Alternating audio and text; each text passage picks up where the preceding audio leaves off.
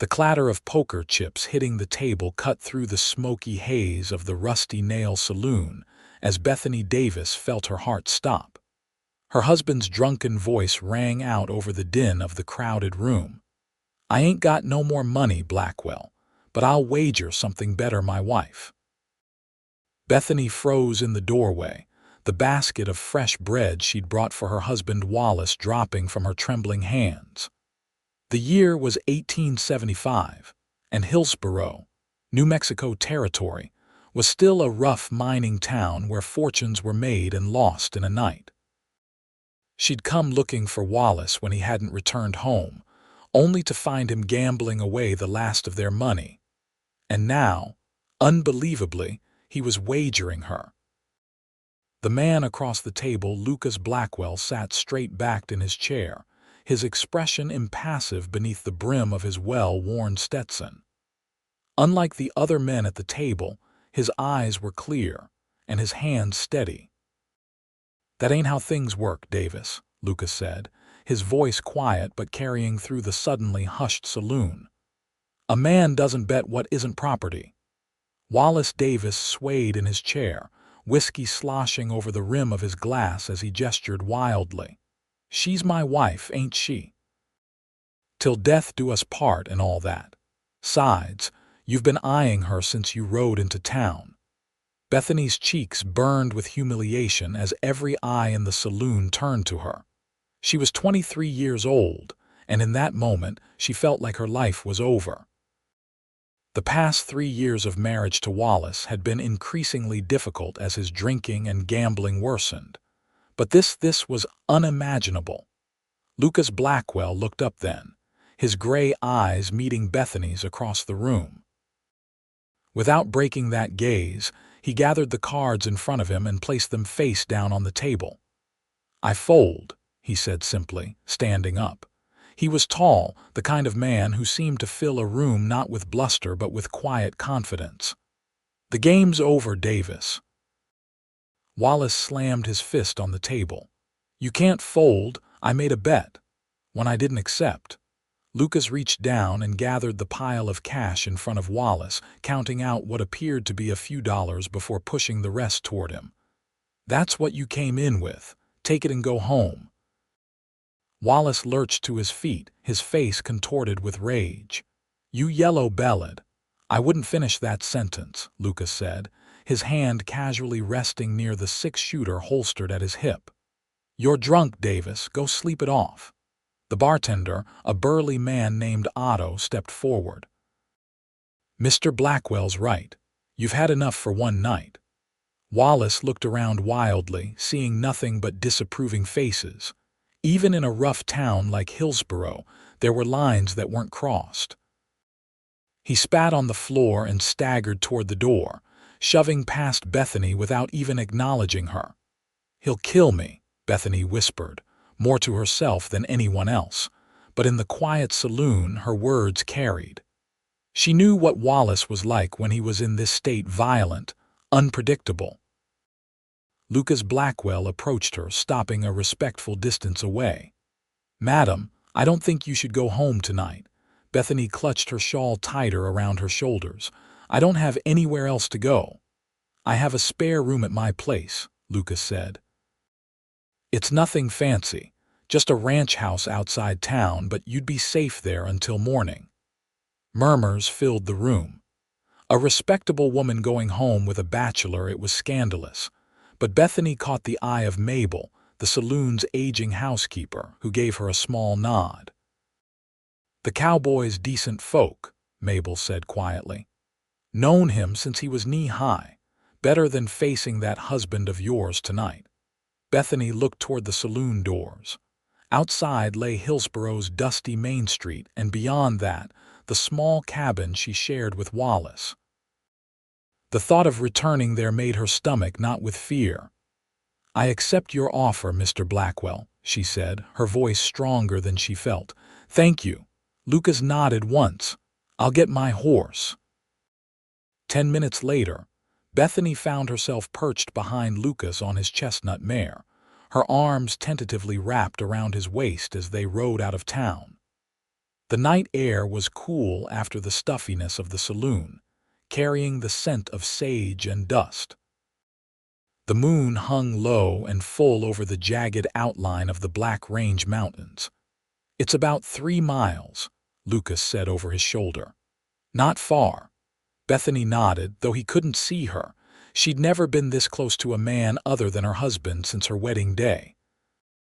Lucas smelled of leather and wood smoke, not the sour whiskey stench she'd grown accustomed to. "Why did you do that?" she finally asked. Back at the saloon, Lucas was quiet for a long moment, just the steady rhythm of the horses' hooves filling the silence. "A good man doesn't treat people like property," he finally said. "And a good gambler knows when the stakes have gotten too high." They crested a small rise, and below them, nestled in a shallow valley, sat a modest ranch house with a barn and corral beside it. A small creek ran nearby, silver in the moonlight. "It's not much," Lucas said as they approached, "but it's mine.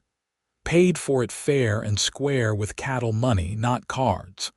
He helped her down from the horse, his hands strong and sure at her waist.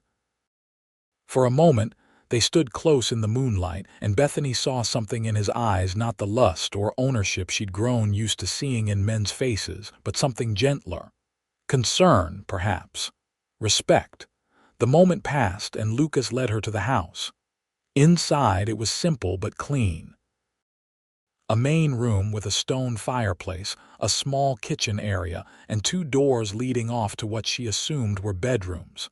"You can take my room," Lucas said, lighting a lamp. "I'll sleep out here." "I couldn't take your bed, please," he said. "I insist, it's the proper thing." Bethany found herself smiling slightly.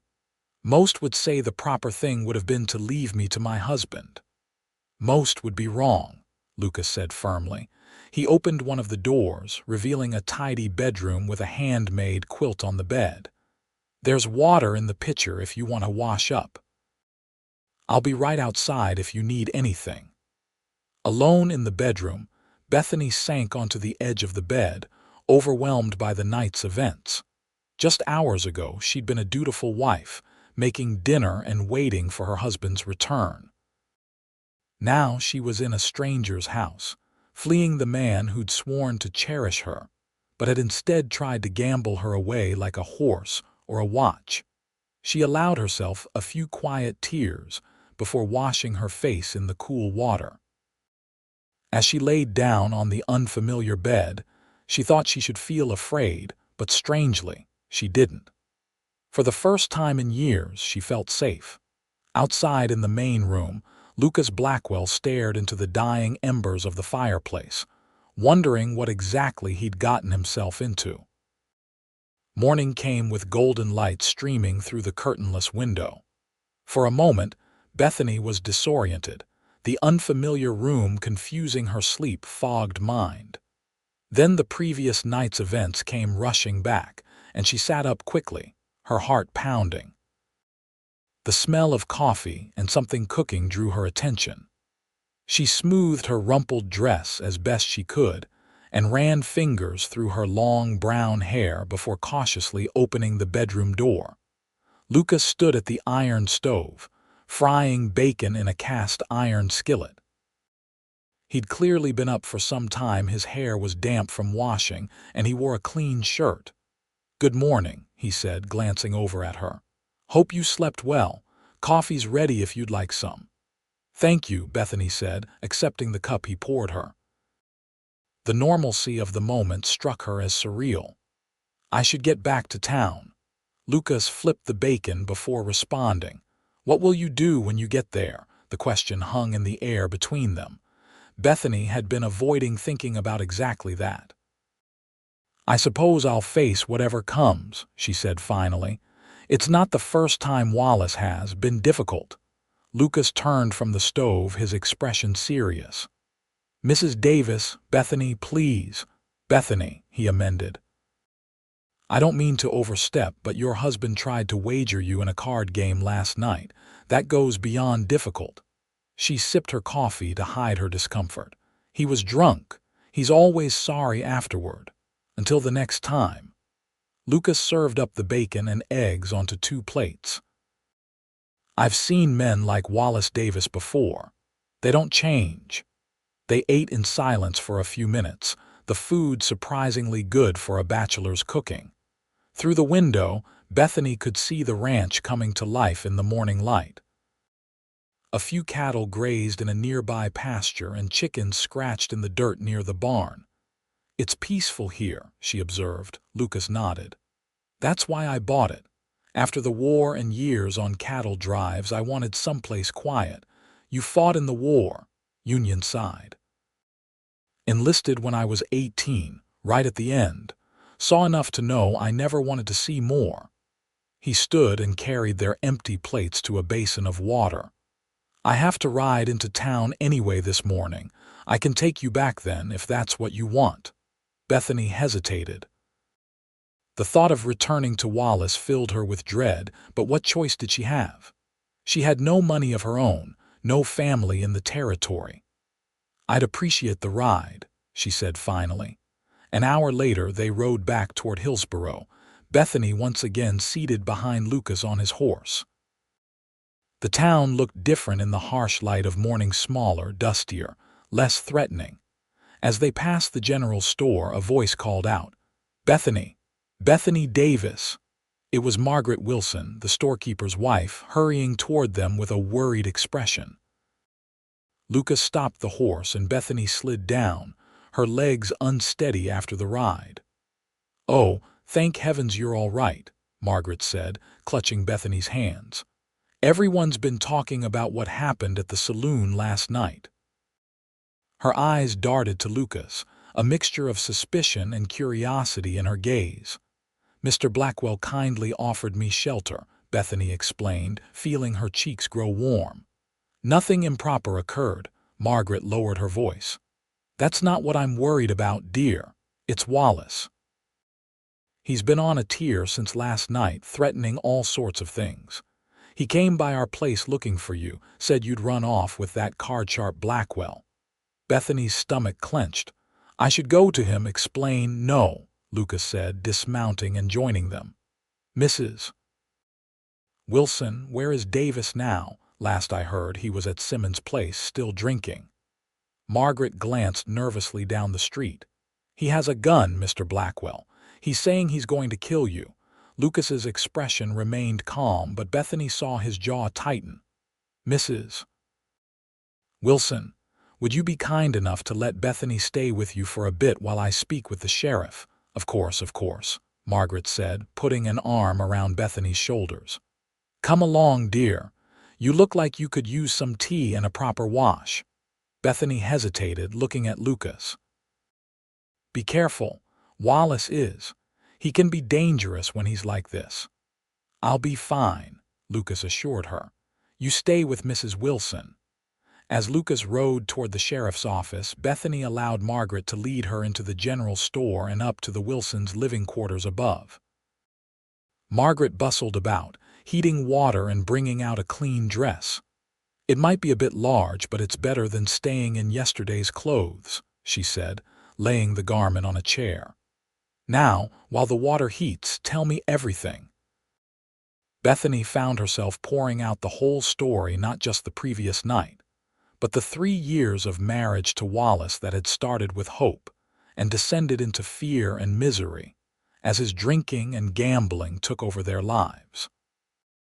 "He wasn't always like this," she said, twisting her wedding band. "When we first met in Santa Fe, he was charming, ambitious. He had plans to start a business. But then the mining venture he invested in failed and he started drinking and—" Margaret patted her hand. "It's a common enough story in these parts, sad to say. Men come west with dreams that turn to dust, and they turn to the bottle instead." "I've tried to help him," Bethany said, her voice breaking. "I've prayed for him, stood by him. But last night when he tried to wager me, like I was nothing more than a possession." She couldn't continue. "That's because that's how he sees you," Margaret said frankly. "And it won't get better, child. Men like that don't change their ways." The same words Lucas had spoken that morning. Bethany stared out the window at the dusty main street of Hillsborough, wondering how her life had come to this. "What about your family?" Margaret asked. "Do you have people back east you could return to?" Bethany shook her head. "My parents died in a fever outbreak when I was 16. I was working as a seamstress in Santa Fe when I met Wallace. He was my way out of a lonely life. And now I don't know," Bethany admitted. "I have nowhere to go, no money of my own." Margaret's kind face hardened with determination. "Then you'll stay with us until you figure it out. Jacob and I have the spare room and I could use help in the store." Before Bethany could respond, shouting erupted from the street below. They rushed to the window to see Wallace Davis staggering down the middle of the street, a pistol in his hand, bellowing Lucas's name. "Come out, you coward!" Wallace shouted, firing a shot into the air. "Face me like a man!" People scattered, ducking into doorways or behind water troughs. Bethany's heart raced as she saw Lucas emerge from the sheriff's office, the sheriff beside him. "Davis," the sheriff called. "Put down that gun before somebody gets hurt." Wallace swung around, pointing the pistol unsteadily in their direction. "Stay out of this, Sheriff. This is between me and the man who stole my wife." "Nobody stole anything," Lucas said, his voice carrying clearly in the suddenly quiet street. He stepped forward, hands visible at his sides. "Your wife is safe. That's all that matters." "Safe," Wallace spat. "She's my property, Blackwell, mine to do with as I please." Bethany felt sick hearing the words. Margaret squeezed her arm in silent support. "A wife isn't property, Davis," Lucas said calmly. "And a man who tries to gamble her away doesn't deserve to call himself a husband." Wallace's face contorted with rage. "You self-righteous bastard. You think you're better than me. I've seen you taking money off miners and cowboys since you rode into town." "I play fair," Lucas replied. "And I only play with men who can afford to lose. You've been losing money your family needs." "Don't you lecture me." Wallace raised the gun, aiming it squarely at Lucas. "I'm going to kill you, then I'm going to find my wife and teach her what happens to women who disobey their husbands." Bethany gasped, her hand flying to her mouth. Without thinking, she rushed from the room and down the stairs, ignoring Margaret's cry of alarm. By the time she burst onto the street, the confrontation had escalated. The sheriff had his own gun drawn, but Wallace was using a water trough for cover, his pistol still aimed at Lucas. "Wallace, stop this!" Bethany cried out, stepping into the street, every head turned toward her. Wallace's bloodshot eyes widened, then narrowed with fury. "There you are, you faithless whore," he snarled. "Coming to defend your lover." "Mr. Blackwell isn't my lover," Bethany said, her voice steady despite her fear. "He showed me kindness when you showed me only cruelty." "Bethany, get back inside," Lucas called, his eyes never leaving Wallace, but Bethany stepped closer. "Wallace, please, put the gun down. This isn't who you are." For a moment, something like confusion crossed Wallace's face, then his features hardened again. "This is exactly who I am. And if you're taking his side, then maybe I should just shoot you both." He swung the gun toward Bethany, and several things happened at once. Lucas lunged forward, the sheriff shouted a warning, and a shot rang out. Bethany flinched, expecting pain, but instead watched in horror as Wallace crumpled to the ground. Behind him stood Jacob Wilson, the storekeeper, holding a smoking rifle. "Nobody threatens a woman in my town," Jacob said grimly, lowering the weapon. The sheriff rushed to Wallace, kneeling beside him. After a moment, he looked up and shook his head. "He's gone." A stunned silence fell over the street. Bethany stood frozen, unable to process what had just happened. Her husband, the man she had once loved, who had just threatened to kill her, was dead. Lucas approached her slowly, as if afraid she might bolt. "Bethany, are you all right?" She looked up at him, then past him to Wallace's still form. "He's really dead," Yes, Lucas said gently. I'm sorry. A strange feeling washed over Bethany, not grief exactly, but a complex mix of shock, relief, and guilt. I don't know what to feel, she admitted. You don't have to know right now, Lucas said. He carefully placed a hand on her elbow. Let's get you back inside. The next few hours passed in a blur. The sheriff took statements from everyone who witnessed the shooting, including Bethany. Jacob Wilson was cleared of any wrongdoing. He'd acted to protect Bethany's life, and multiple witnesses confirmed Wallace had aimed his gun at her. Wallace's body was taken to the undertaker, and Bethany found herself sitting in the Wilsons' parlor, a cup of untouched tea growing cold in her hands. The funeral will be tomorrow, Margaret told her, sitting down beside her. Simple but respectable. Jacob's arranging it all. Thank you, Bethany said automatically. I should be the one. Nonsense, Margaret interrupted. You've been through enough, and besides. She hesitated. Besides what? Well, the truth is, Wallace had debts all over town, more than you probably knew about. The cabin you lived in, he hadn't paid rent in months. Mr. Peterson was about to evict you both. Bethany closed her eyes. Of course. It made sense now. Wallace's increasing desperation, his longer absences, his fury when she asked about their finances. So I have nowhere to live, she said flatly. As I said before, you can stay with us as long as you need, Margaret assured her. And the offer to help in the store stands.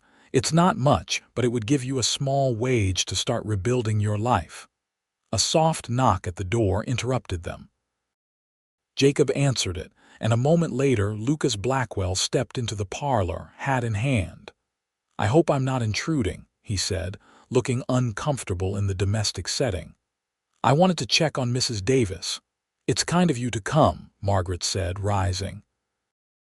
Jacob and I need to tend to the store. Perhaps you could keep Bethany company for a bit. Before either Bethany or Lucas could protest, the Wilsons had slipped out, leaving them alone. Lucas remained standing, turning his hat in his hands. Please sit, Bethany said, gesturing to the chair opposite her. Lucas sat, placing his hat carefully on his knee. How are you holding up? I hardly know, Bethany admitted. Everything's happened so fast. Yesterday I was a wife, and today I'm a widow. I'm sorry about how things turned out, Lucas said. I never wanted anyone to die. It's not your fault, Bethany said firmly. Wallace made his choices. He'd been making them for a long time. She paused, studying Lucas's face. Why did you help me?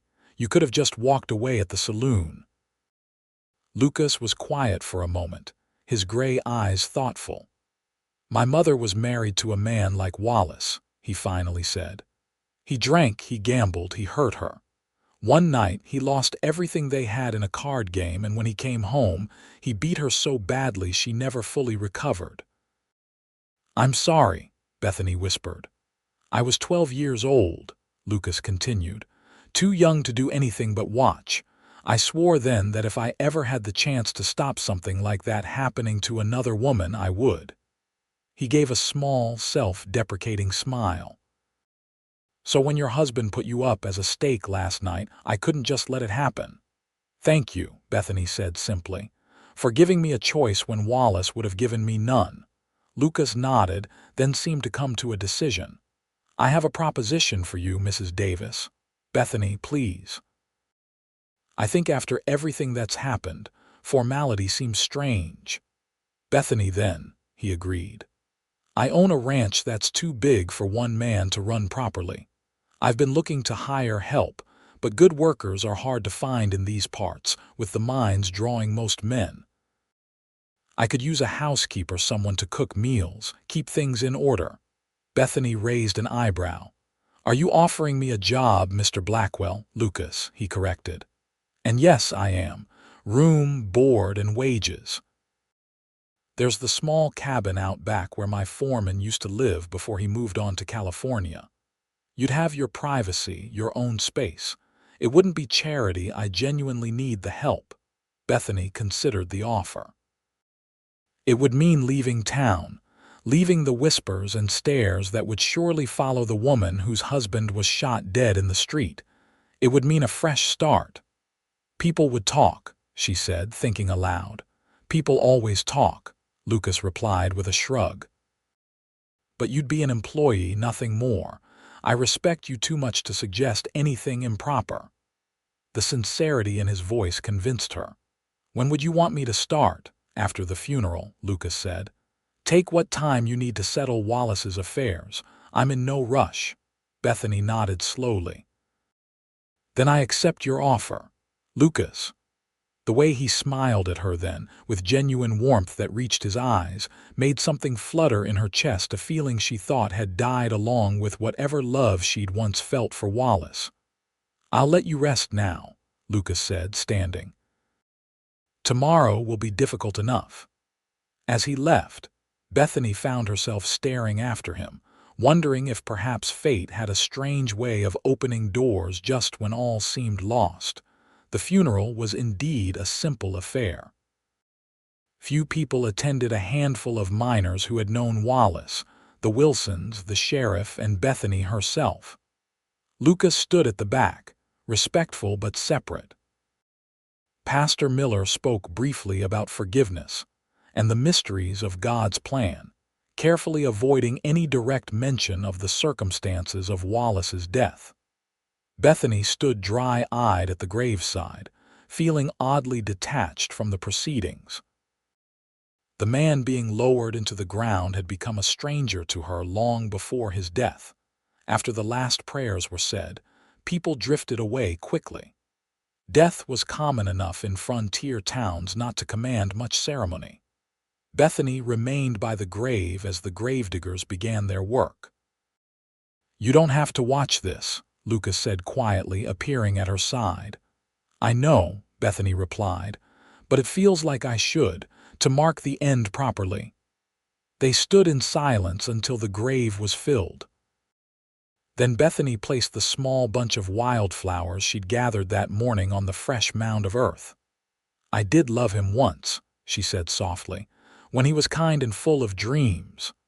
I believe you, Lucas said, and I believe he probably loved you too in his way. Bethany nodded, taking one last look at the grave. Goodbye, Wallace, she whispered, then turned away. Back at the Wilson store, Bethany collected the few possessions she'd retrieved from her old cabin: some clothes, a locket from her mother, a Bible, and a small sewing kit. Everything else she'd left behind.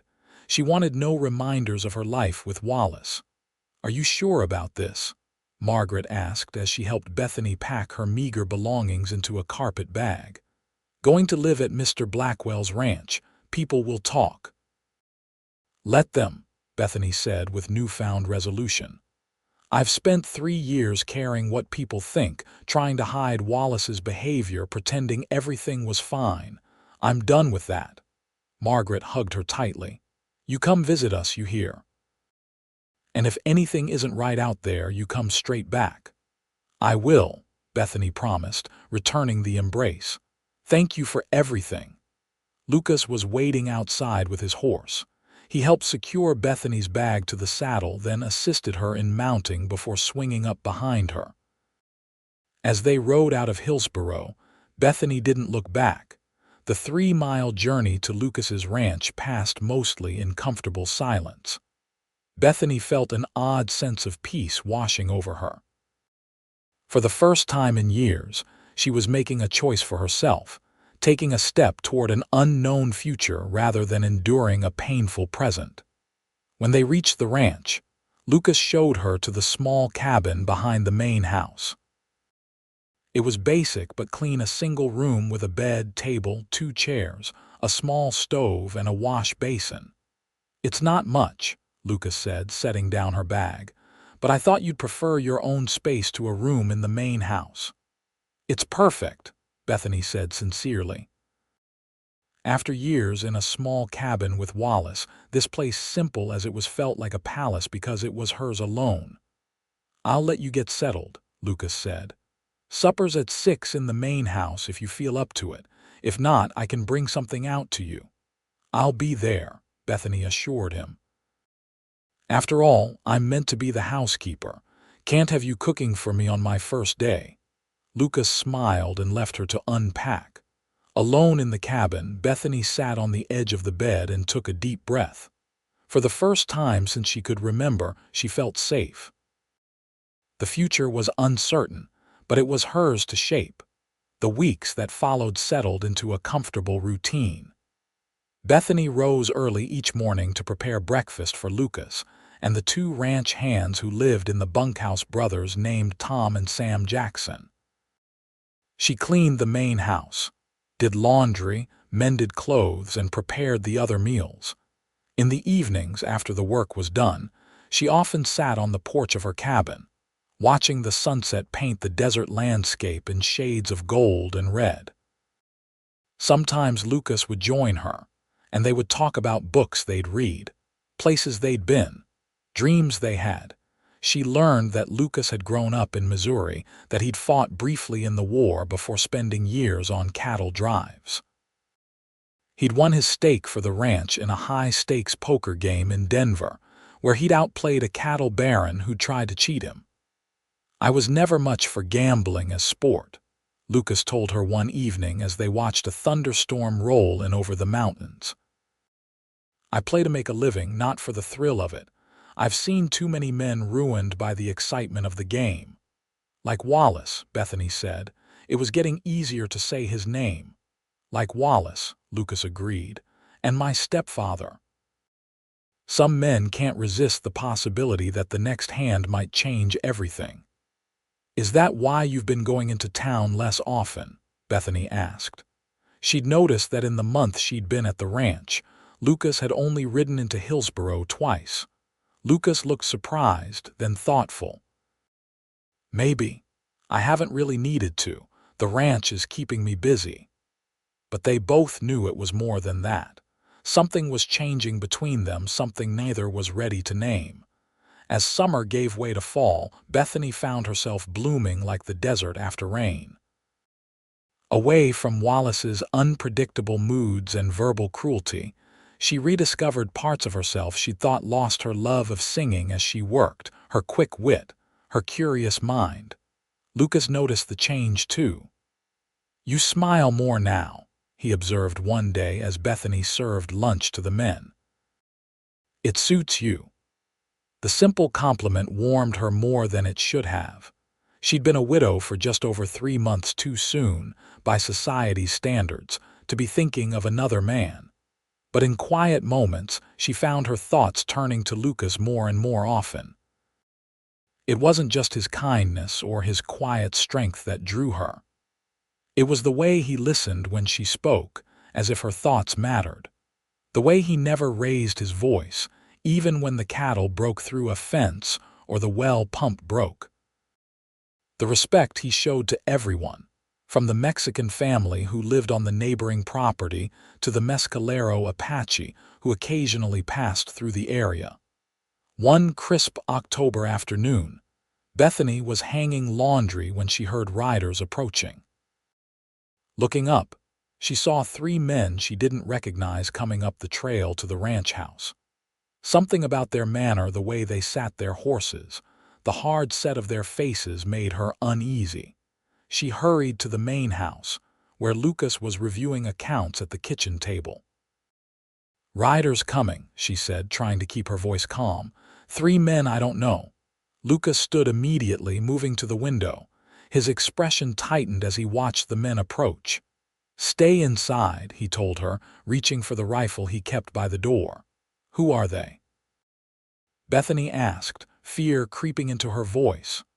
"Trouble," Lucas said grimly. He checked the rifle was loaded, then stepped onto the porch as the riders reached the house. From inside, Bethany could hear the conversation clearly. "Afternoon, gentlemen," Lucas said, his voice neutral. "Something I can help you with," the lead rider, a heavily built man with a thick mustache, spat tobacco juice into the dust. "You Lucas Blackwell?" "I am. Name's Harlan Reese. These are my brothers Jed and Frank. We're here about a debt." "I don't recall owing anyone money," Lucas said calmly. Reese's laugh had no humor in it. Not your debt. Wallace Davis's debt. Bethany's breath caught. She moved closer to the window, staying out of sight but able to see the confrontation. Wallace Davis is dead, Lucas said flatly. Has been for months now. We know, Reese said. Shot dead in Hillsborough, but before that he owed us $300 from a game in Las Cruces. That's nothing to do with me, Lucas replied. Word is you took his wife, the man called Jed said with an ugly sneer. Took her the same night he tried to bet her in a game. Way we figure it, you take the woman, you take the debts that come with her. Lucas's voice hardened. Mrs. Davis works for me as my housekeeper. She's not responsible for her late husband's gambling debts, and neither am I.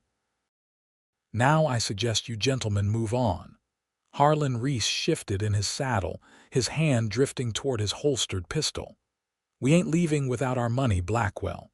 Yes, you are, Lucas said, raising the rifle slightly. Because if you don't, I'll have to assume you're here to rob me, and I'd be within my rights to defend my property. The tension in the air was thick enough to cut. Bethany's heart hammered in her chest as she watched the three brothers exchange glances. This ain't over, Reese finally said. We'll be back. I wouldn't advise it, Lucas replied evenly. The men wheeled their horses around and rode off, dust billowing behind them. Lucas remained on the porch until they were out of sight, then came back inside, his face grim. I'm sorry, Bethany said immediately. This is my fault. Wallace's debts are not your burden to bear, Lucas cut her off firmly. Don't apologize for something that man did. But they might come back, Bethany said, wringing her hands. They could hurt you, or burn the ranch, or… Hey, Lucas said gently, setting the rifle down and taking her hands in his. It was the first time he'd touched her since helping her mount his horse after the funeral. It's going to be all right. Men like that are cowards at heart. They won't risk a fight they might lose. Bethany wanted to believe him, but the fear that had become so familiar during her marriage had returned, choking her. Wallace's debts will never stop following me, she whispered. I'll never be free of him. Lucas squeezed her hands lightly. Yes, you will, I promise. The sincerity in his eyes steadied her. Impulsively, she stepped forward and wrapped her arms around him, burying her face against his chest. After a moment's hesitation, Lucas returned the embrace, one hand coming up to stroke her hair. Thank you, Bethany murmured against his shirt, for everything. Lucas held her a moment longer before gently stepping back. I should ride into town, let the sheriff know about our visitors, he said, his voice slightly rough. Will you be all right here? Tom and Sam are out checking the north pasture, but they should be back soon. Bethany nodded, straightening her apron and trying to regain her composure. I'll be fine. Be careful. After Lucas left, Bethany tried to occupy herself with chores, but her mind kept returning to the moment in his arms. The solid strength of him, the clean scent of soap and leather, the way his heart had quickened under her cheek. It had felt right in a way nothing had for a very long time. Lucas returned late that evening, looking weary but determined. Sheriff says he'll keep an eye out for the Reese brothers, he reported as Bethany served him the supper she'd kept warm. Apparently, they're known troublemakers, been involved in everything from cattle rustling to protection schemes.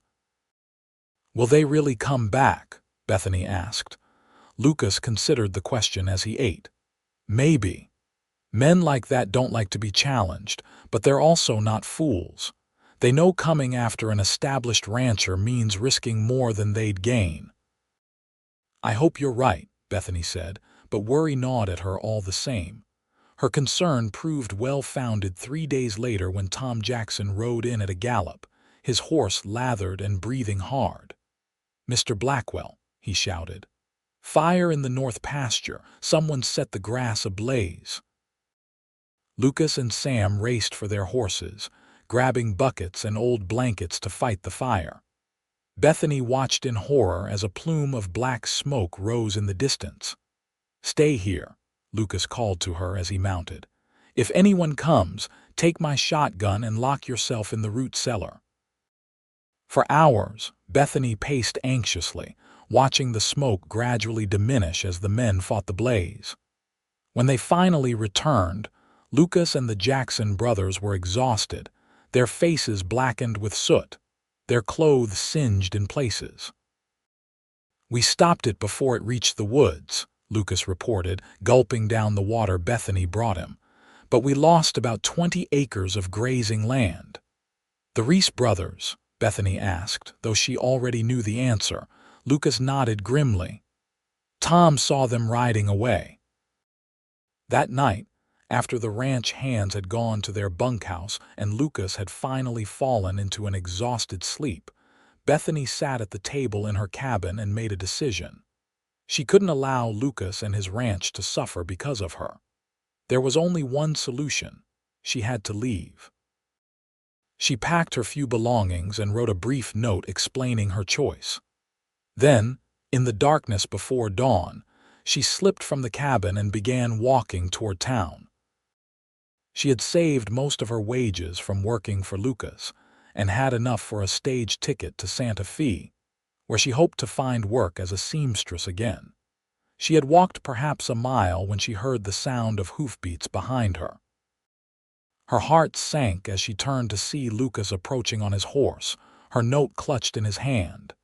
He reined in beside her, his expression a mixture of confusion and hurt. "Were you really going to just disappear?" "It's better this way," Bethany said, fighting back tears. "The Reese brothers won't stop as long as I'm here. You've already lost grazing land. Next time it could be worse." "So you'd rather face them alone?" Lucas dismounted, standing before her on the dusty trail. "You'd rather go back to a life of fear than let me help you?" "I don't want your help." Bethany cried, the words bursting out of her. "I don't want to be someone's burden again. Wallace made me feel like a burden every day of our marriage. I won't do that to you." "Is that what you think?" Lucas asked softly. "That you're a burden to me?" Bethany looked away, unable to bear the intensity of his gaze. "Why else would you keep helping me? First at the saloon, then offering me work, now protecting me from Wallace's debts. It's charity and I can't—" "It's not charity," Lucas interrupted, stepping closer. "Bethany, look at me." Reluctantly, she raised her eyes to his. "That night at the saloon, I helped you because it was the right thing to do," Lucas said. "I offered you work because I needed a housekeeper, but these past months—" He hesitated, then continued with quiet conviction. "These past months I've come to care for you, not out of pity or obligation, but because you're the strongest, kindest woman I've ever known." Bethany stared at him, hardly daring to believe what she was hearing. "I know it's too soon," Lucas continued. "You're still mourning, still healing. But I can't let you walk away thinking you're a burden when the truth is—" He took a deep breath. "The truth is, my life is better with you in it." Tears spilled down Bethany's cheeks. "Lucas, I'm not asking for anything," he said quickly. "Just don't leave, not like this. Not because you think you're protecting me. But the Reese brothers, we'll face them together," Lucas said firmly. "I've already sent word to the territorial marshal about them. They won't get away with burning my land." Bethany wavered, torn between her fear of bringing more trouble to Lucas's door and the undeniable pull she felt toward him. "Please," Lucas said softly, "come back to the ranch. If you still want to leave after we've dealt with the Reese brothers, I won't stop you. But don't run away because you think you're not worth fighting for." In that moment, looking into his earnest gray eyes, Bethany felt something shift inside her, a wall crumbling, a wound beginning to heal. "All right," she whispered. "I'll come back." The relief on Lucas's face was worth any risk. He helped her onto his horse and led it back toward the ranch, the rising sun gilding the landscape in gold. "I meant what I said," Lucas told her as they walked. About caring for you, but I don't expect anything in return. I know you need time." Bethany looked down at him, this man who had shown her what true respect looked like. "What if I don't want to wait?" she asked softly. Lucas stopped, looking up at her with cautious hope. "What do you mean?" "I care for you too, Lucas," Bethany admitted. "More than I should, given how little time has passed, but being with you, it feels like coming home, like I've finally found where I belong." Lucas reached up and took her hand. "Are you sure? I don't want you to feel rushed or pressured." "I've never been more sure of anything," Bethany said, the truth of it ringing in her heart. "My marriage to Wallace was over long before he died. I mourned the man he used to be years ago." Lucas squeezed her hand. "Then we'll take things slowly, get to know each other properly, do things right." Bethany smiled down at him, feeling lighter than she had in years. "I'd like that." The confrontation with the Reese brothers came sooner than expected. The very next day, as Bethany was gathering eggs from the chicken coop, she heard riders approaching. Looking up, she saw all three Reese brothers plus two more men she didn't recognize. She rushed to the main house, where Lucas and the Jackson brothers were cleaning rifles at the kitchen table. "They're back," she said breathlessly. "5 of them this time." Lucas nodded grimly. "We've been expecting them." He stood and checked his rifle. "Sam, Tom, you know what to do. Bethany, stay inside." "I won't hide while you face danger because of me," Bethany said firmly, picking up a loaded shotgun that rested against the wall. Lucas looked like he wanted to argue, then nodded. "Stay behind me." The 5 men drew up in front of the house, spreading out in a line. Harlan Reese in the center had a smug expression. "Thought you'd want to know, Blackwell," he called out. "We're taking over this valley, starting with your ranch." Lucas stepped onto the porch, rifle in hand. Tom and Sam positioned themselves at either end of the porch, while Bethany stood just inside the doorway, shotgun ready. "This land is deeded to me by the territorial government," Lucas replied calmly. "You have no claim here." "We're making a claim," Reese said with an ugly smile. "And we're collecting on that Davis debt while we're at it. Maybe we'll take the widow as payment." Bethany's grip tightened on the shotgun, but she held her ground. "Last chance to ride away," Lucas warned. "The territorial marshal has been notified about you burning my pasture. He'll be here any day." "Then I guess we'd better finish this quickly," Reese said, his hand moving toward his gun. What happened next was a blur of noise and smoke. Reese drew first, but Lucas was faster, firing a shot that caught the outlaw in the shoulder. The air filled with gunfire as the other Reese brothers and their companions opened fire. Bethany ducked behind the doorframe, heart pounding. When she peered out, she saw one of the unknown men slumped over in his saddle. Tom Jackson was down, clutching his leg where a bullet had grazed him. "Bethany, stay inside," Lucas shouted, firing again. But at that moment, she saw Jed Reese circling around toward the side of the house, trying to flank them. Without hesitation, she stepped onto the porch and fired the shotgun. The blast caught Reese in the side, knocking him from his horse. The unexpected attack from Bethany seemed to break the outlaw's resolve. With Harlan wounded and Jed down, the remaining men began to retreat, firing wildly as they went. Then, just as victory seemed assured, Frank Reese took careful aim and fired. Lucas staggered, dropping to one knee as the bullet struck his arm. Bethany screamed his name, rushing to his side as Sam provided covering fire that sent the remaining outlaws fleeing. "I'm all right," Lucas gasped, though blood was soaking through his shirt sleeve. "Just winged me." Bethany helped him inside, her hands shaking as she cut away his sleeve to examine the wound. "It went through clean," she said with relief. "But you're losing blood." She worked quickly, cleaning the wound with whiskey and binding it tightly with strips of clean cloth. All the while, her mind raced with the realization of how close she'd come to losing him. That was some shooting, Lucas said as she finished tying the bandage. Where did you learn to handle a shotgun like that? My father taught me, Bethany replied, wiping blood from her hands. He said a woman alone needs to know how to protect herself. Wise man, Lucas murmured. He caught her wrist as she turned away. Bethany, thank you. You probably saved my life. The emotion in his eyes mirrored what was in her heart. Without thinking, she leaned forward and pressed her lips to his in a gentle kiss. When she pulled back, Lucas looked stunned but pleased. What was that for? For being a man worth fighting for, Bethany said simply. The territorial marshal arrived the following day with a posse of 6 men. They found Jed Reese where he had fallen, still alive but badly wounded. The other Reese brothers had fled, but the marshal assured Lucas they would be found.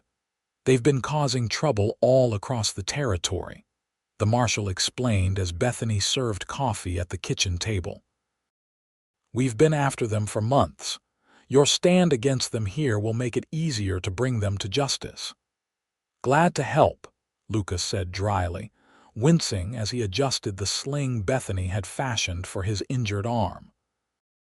After the marshal left to continue his pursuit, taking the wounded Reese with him, Lucas and Bethany sat on the porch, watching the sunset. Despite the violence of the previous day, a sense of peace had settled over the ranch. What happens now? Bethany asked, breaking the comfortable silence. Lucas turned to look at her, his expression thoughtful. That depends on what you want, Bethany. What I want, she repeated. Yes, Lucas said. For the first time in your life, you're truly free to choose. No husband controlling you, no outlaws threatening you. What do you want to do with that freedom? Bethany considered the question, watching as the first stars appeared in the darkening sky. I want to stay here, she said finally. With you, if you'll have me. Lucas's smile was slow and warm. I was hoping you'd say that. He reached out with his good hand and took hers. I'm not a wealthy man, Bethany. This ranch is everything I have. But I promise you this, if you stay with me, you'll never be treated as property again. You'll be my partner, my equal in all things. That's more precious than all the gold in California, Bethany said softly. Lucas brought her hand to his lips. There's something else I need to ask you, but I'm afraid it might be too soon. Bethany's heart quickened. Ask me anyway. I love you, Lucas said simply. I think I started falling in love with you that night at the saloon, when you showed more courage than any man there. I know proper mourning should last longer, but life out here is too uncertain to waste time on conventions.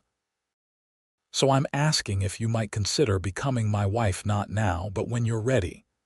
Tears blurred Bethany's vision, but they were tears of joy, not sorrow. Yes, she whispered. When the time is right, I would be honored to be your wife. Lucas leaned forward and kissed her, a kiss full of promise and new beginnings. Bethany returned it wholeheartedly, marveling at how a moment that had begun with such fear, her husband wagering her in a card game, had led her to true love. 6 months later, on a perfect spring day, Bethany Davis became Bethany Blackwell in a simple ceremony at the Hillsborough Church.